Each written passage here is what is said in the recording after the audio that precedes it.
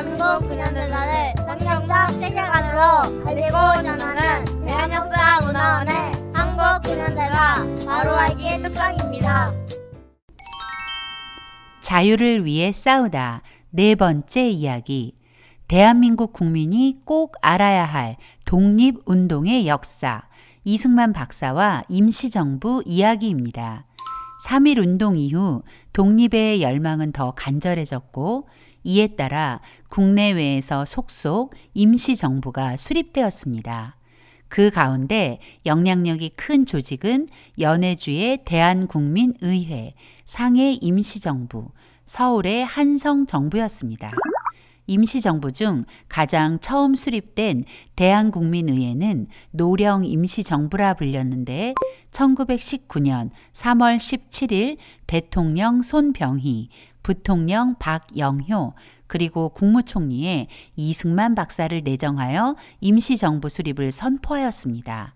이승만 박사는 자신이 노령 임시정부의 국무총리가 되었다는 사실을 샌프란시스코에서 발간되는 교민신문 신한민보를 통해서 처음 알게 되었다고 합니다. 그리고 그 뒤를 이어 4월 11일 중국 상해에 신한청년당을 중심으로 활동하던 독립운동가들에 의해 상해 임시정부가 수립되었습니다.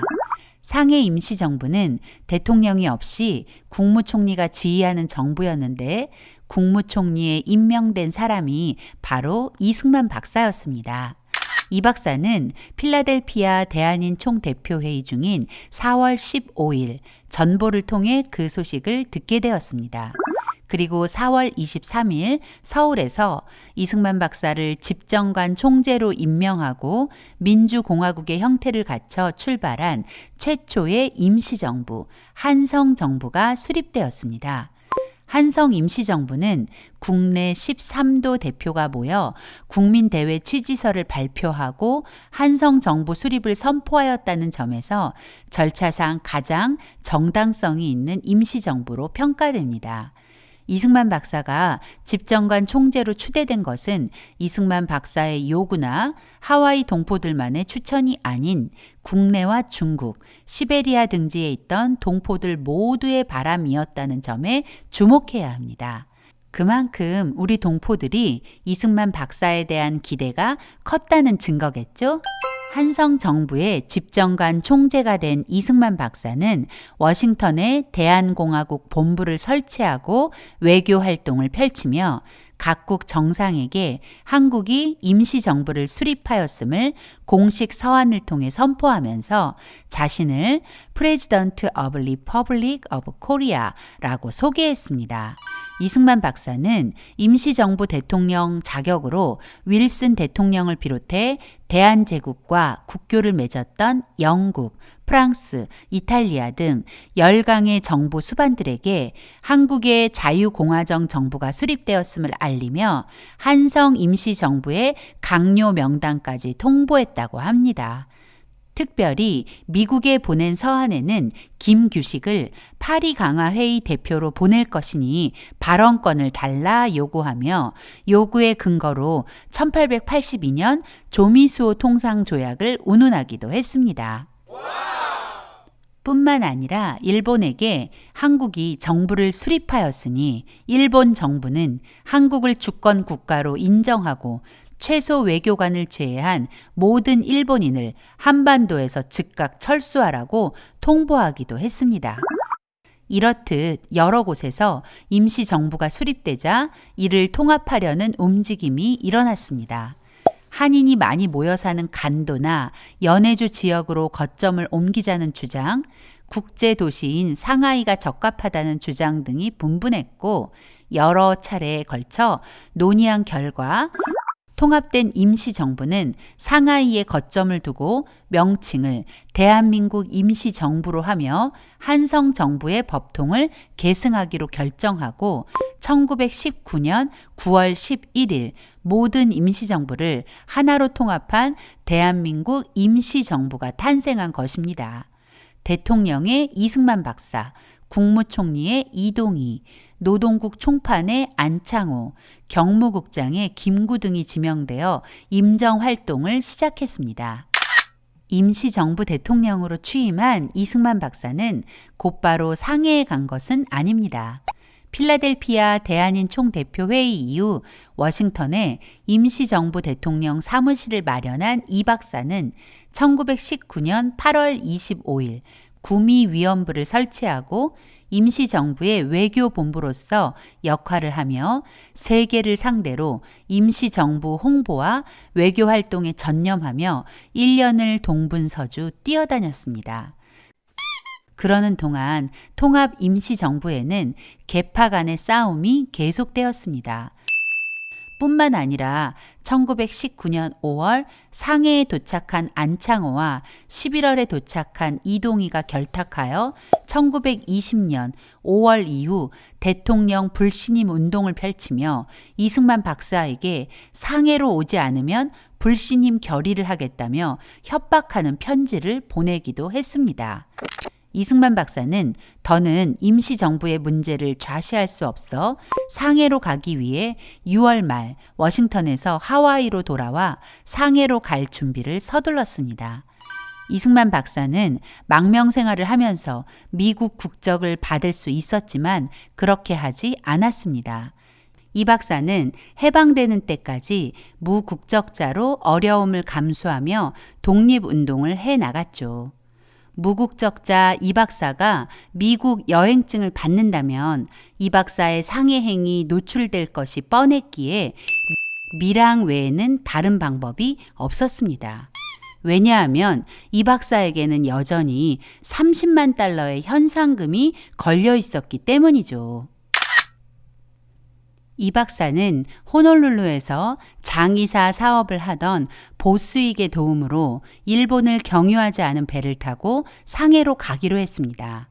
보스익은 이승만 박사보다 나이가 위였지만 하와이에 와서 인연을 맺은 평생의 친구로 이승만 박사가 돌아가시는 순간까지 이 박사를 도왔던 사람입니다. 보스익은 이승만 박사를 자신의 별장에 숨겨두고 배편을 알아보는 한편 이승만 박사가 이미 상해로 떠났다는 가짜 소문을 내서 이 박사가 무사히 상해로 갈 수 있도록 힘을 썼죠. 마침내 11월 16일 새벽 중국인으로 변장한 이승만 박사는 아들과도 같은 평생 동지 임병직과 상해로 가는 배에 올랐습니다. 사실 이승만 박사가 상해로 가겠다고 의사를 전하자 이 박사를 지지하던 임정의 인사들은 이 박사의 상해행을 반대했습니다. 왜냐하면 안창호와 이동희가 이 박사를 상해로 끌어들이려는 것은 이승만 박사를 임시정부에서 찍어내려는 음모였기 때문입니다.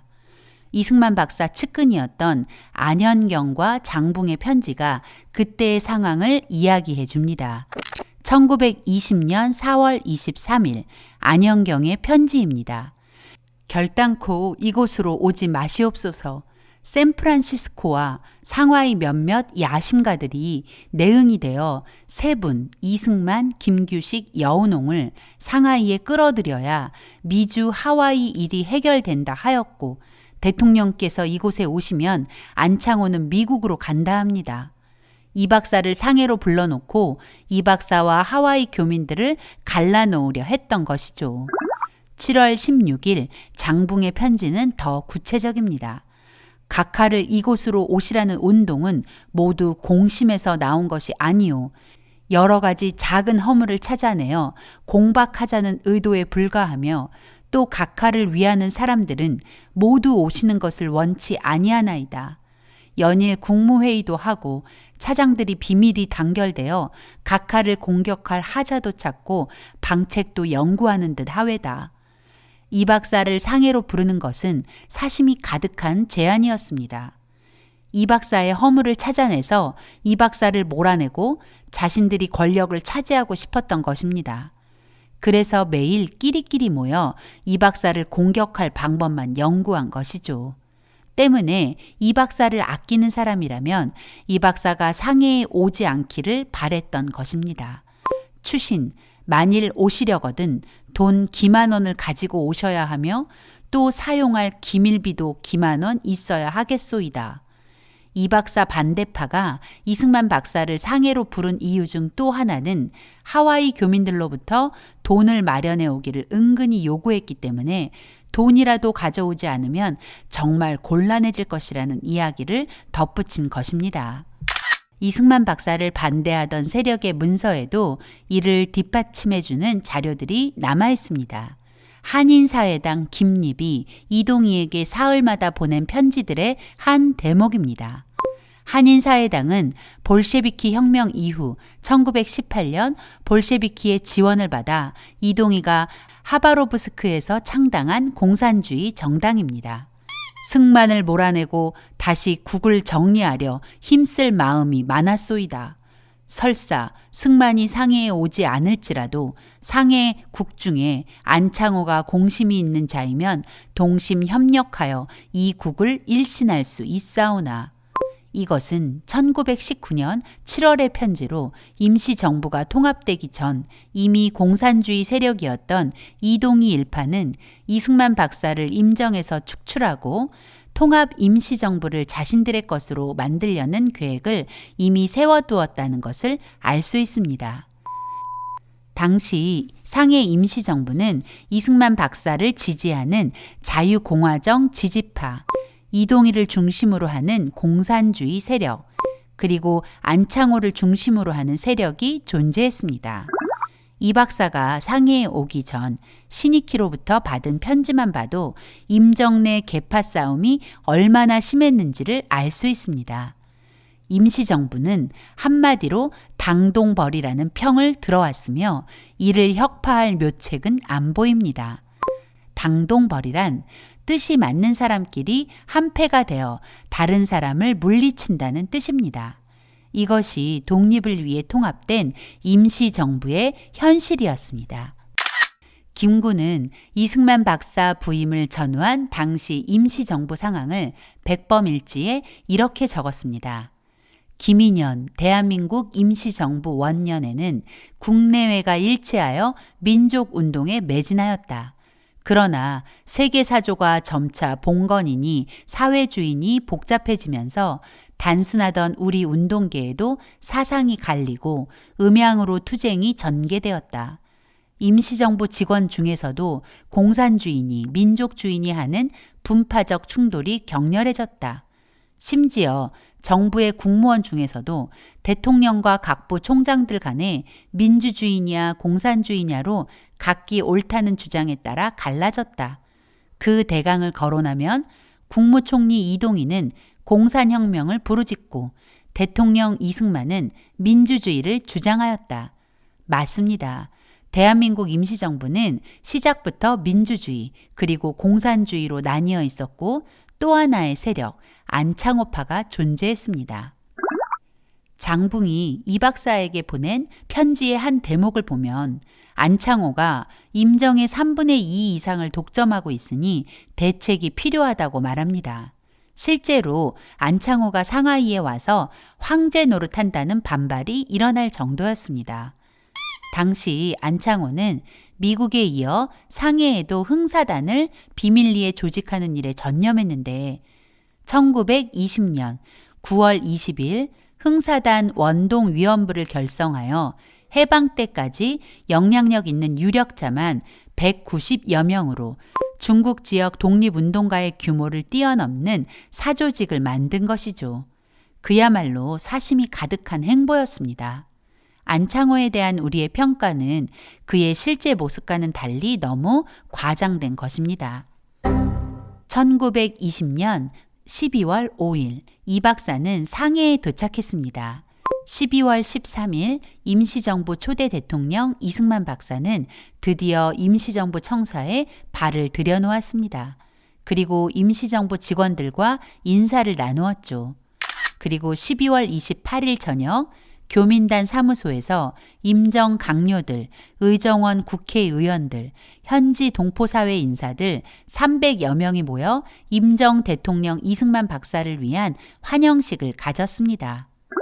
이승만 박사는 감사와 감회의 말을 전하고 난 후 많은 금전을 가지고 온 것이 아니다라고 말하여 임정 인사들의 기대감에 파문을 일으켜 놓고는 독립전쟁론을 터뜨렸습니다. 미구의 기회가 옵니다. 겉으로는 아무 일 없는 것 같이 하고 각각 사업하며 비밀이 예비하여 단도와 소총 1개씩이라도 사서 적어도 두 놈은 죽이고야 죽겠다는 결심을 가집시다. 평소 이 박사의 외교 독립론과는 결이 다른 이야기처럼 느껴지지만 시간과 상황을 고려하여 무장투쟁도 필요하다는 것이 이 박사의 생각이었습니다. 더구나 무장투쟁을 내세우는 많은 임정 인사들의 입을 잠시나마 틀어막는 효과도 있었겠지요. 독립전쟁의 이야기를 마친 이 박사는 임정의 계파 싸움을 정조준하여 단합을 부르짖었습니다.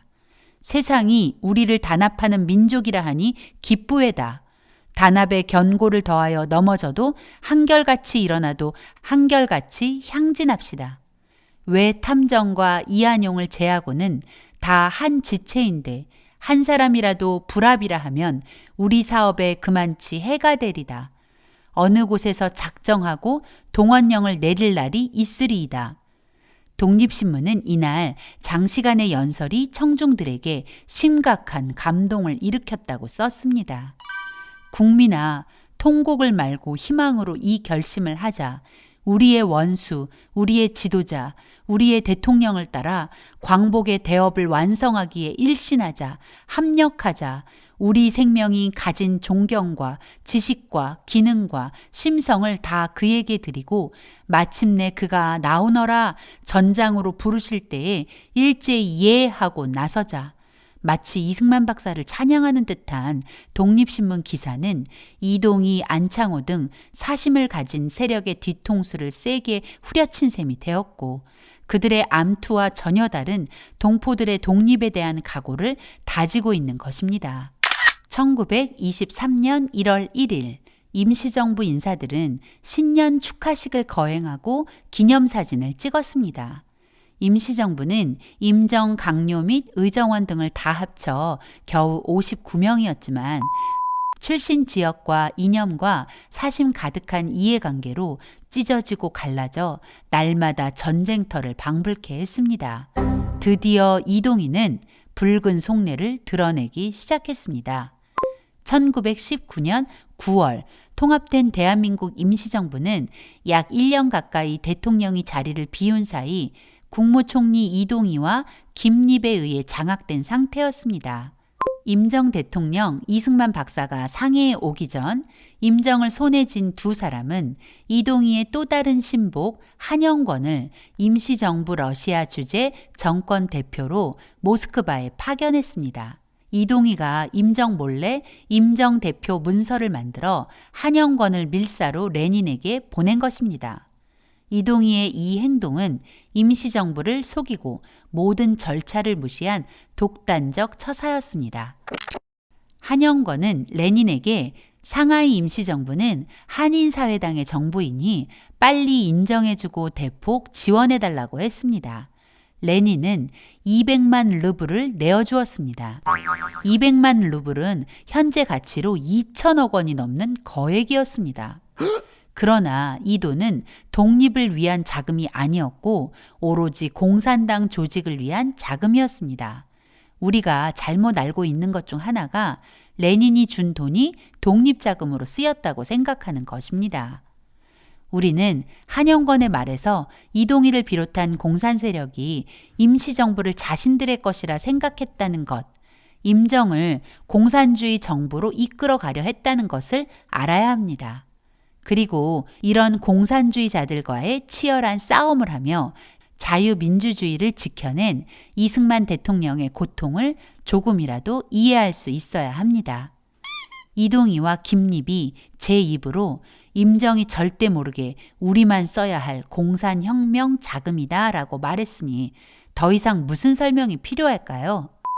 이동희는 이 돈을 가지고 한인공산당, 즉 고려공산당 설립에 매진했습니다. 새로운 공산당 조직에 착수한 이동희와 김립은 임정 내외의 주요 인사들은 물론 상하이에 몰려든 청년 남녀를 비밀리에 포섭하기 시작했습니다.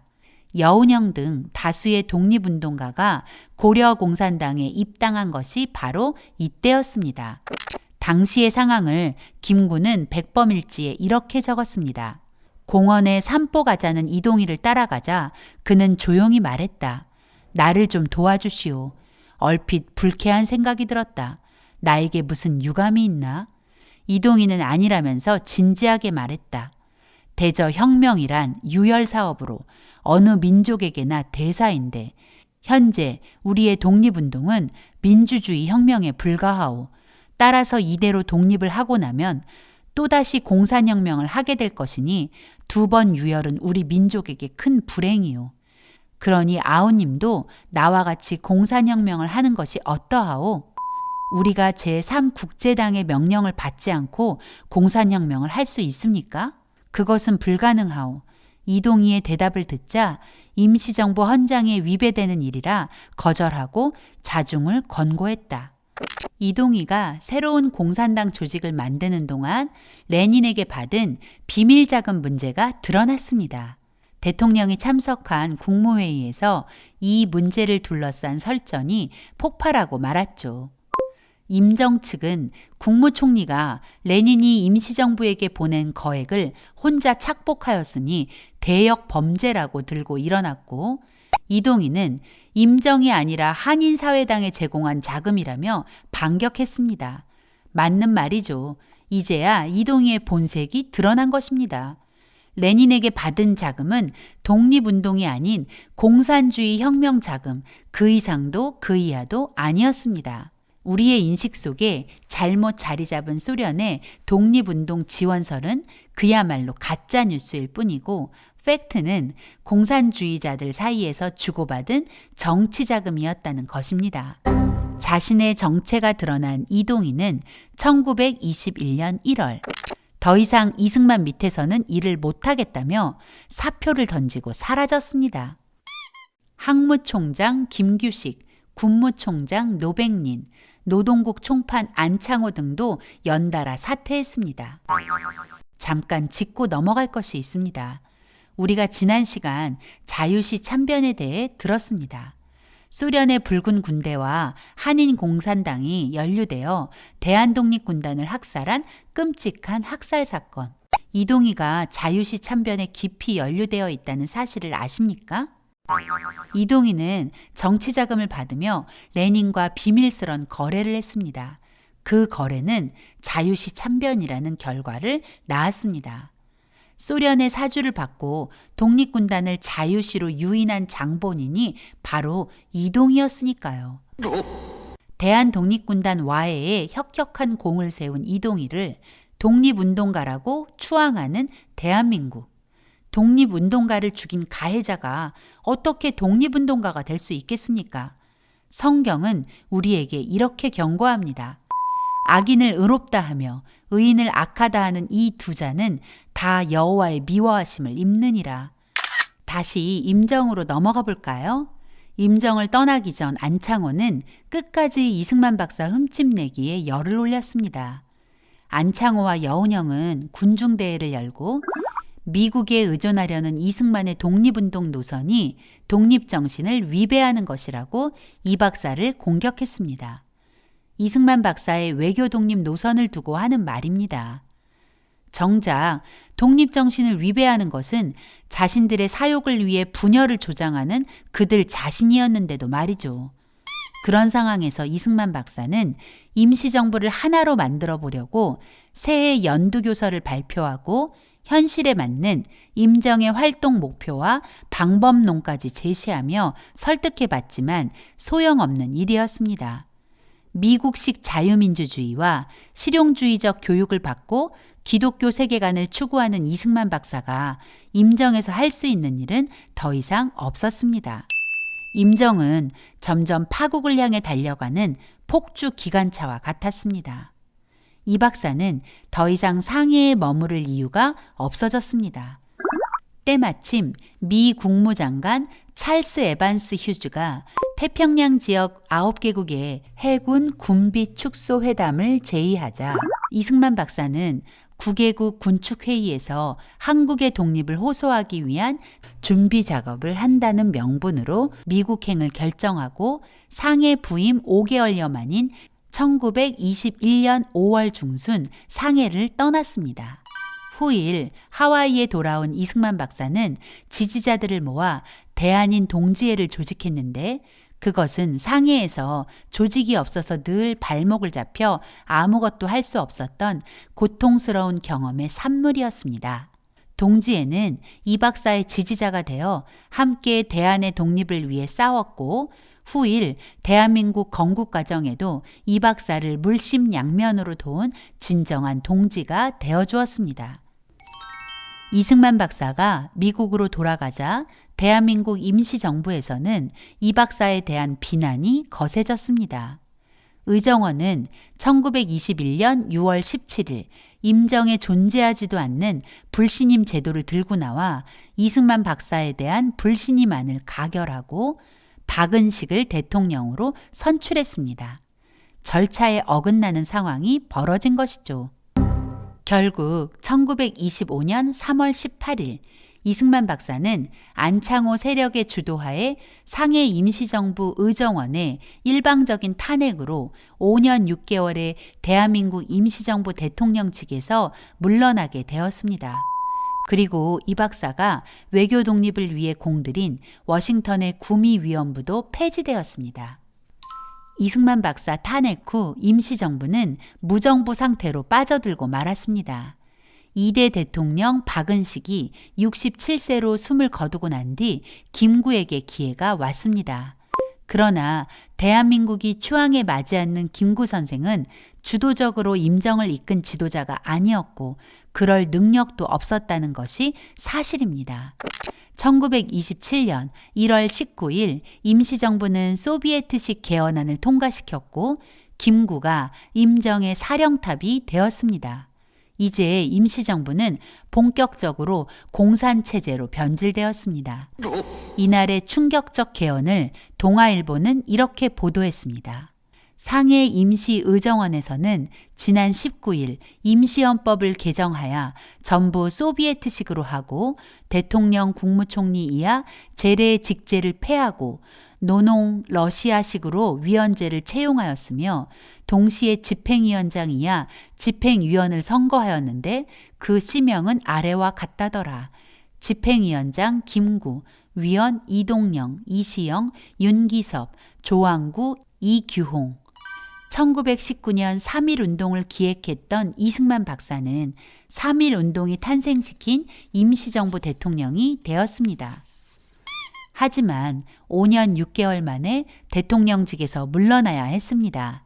그리고 독립의 열망을 품고 자유공화정의 정체성을 가지고 태어난 임시정부는 탄생 7년 만에 3.1운동의 독립정신은 지워지고 자유공화정이라는 정체성도 사라졌습니다. 그리고 공산체제로 변질되어 버렸습니다. 지난 2019년 문재인 정부 당시 보훈처는 3.1운동과 임시정부 100주년을 기념하며 3.1운동과 임시정부 활동에 공로가 큰 인물을 선정하여 대대적인 홍보에 나섰습니다. 유관순, 김마리아, 손병희, 안창호, 김규식, 김순애, 한용운, 이동희, 김구, 지정천, 안중근, 박은식, 윤봉길 등 총 13명이었습니다. 그러나 이승만 대통령은 없었습니다. 그리고 윤석열 정부가 출범하고 첫 3.1절 기념식이 있었던 2023년 3월 1일 행안부가 주관한 3.1절 기념식에도 이승만 대통령의 모습은 찾아볼 수 없었습니다. 이것이 바로 대한민국의 현실입니다. 한나라의 건국 과정을 알지도 못하고 알려하지도 않고 더구나 거짓 역사에 매도되어 3.1운동과 임시정부에서 가장 핵심 인물이었던 이승만 대통령을 지워버린 것입니다. 더구나 문재인 정부 당시 3.1운동과 임시정부 100주년을 강조하며 대한민국 건국의 뿌리가 1919년 임시정부라고 떠들었습니다. 그들이 말하는 임시정부는 이승만 대통령이 첫 대통령이 된 그때를 말하는 것이 아닙니다. 공산체제로 변질된 그때를 말하는 것이죠. 만약 문재인 정부의 주장대로라면 대한민국의 정체성을 공산주의로 바꾸어야 합니다. 임시정부의 역사를 조금이라도 알았다면 이승만 박사 탄핵 이후 공산주의 체제로 변질된 임시정부를 대한민국 건국의 뿌리라고 말할 수는 없을 것입니다. 공산 세력과 결탁하여 대통령제를 없앤 안창호, 자유민주공화제 대신 소비에트식 독재 헌법을 받아들인 김구. 그들은 공산주의자였을까요? 아닙니다. 그들 스스로도 공산주의자가 아니라고 하였고 그들이 공산당 활동을 했다는 기록도 없습니다. 문제는 그들의 인식이었습니다. 공산주의가 무엇인지, 진정한 독립이 무엇인지 몰랐기 때문에 사욕을 채우거나 공산주의자들의 손에 놀아나다가 그 지경이 된 것이죠. 우리는 임시정부의 혼란과 격동의 독립운동 역사를 통해 지식의 중요성을 깨닫게 됩니다. 이승만 박사가 그토록 주장한 백성 한 사람 한 사람이 깨어나야 독립이 가능하다는 그 말을 기억하며 대한민국 국민으로서 확고한 정체성을 가지기 위해 바른 역사를 공부해야겠습니다.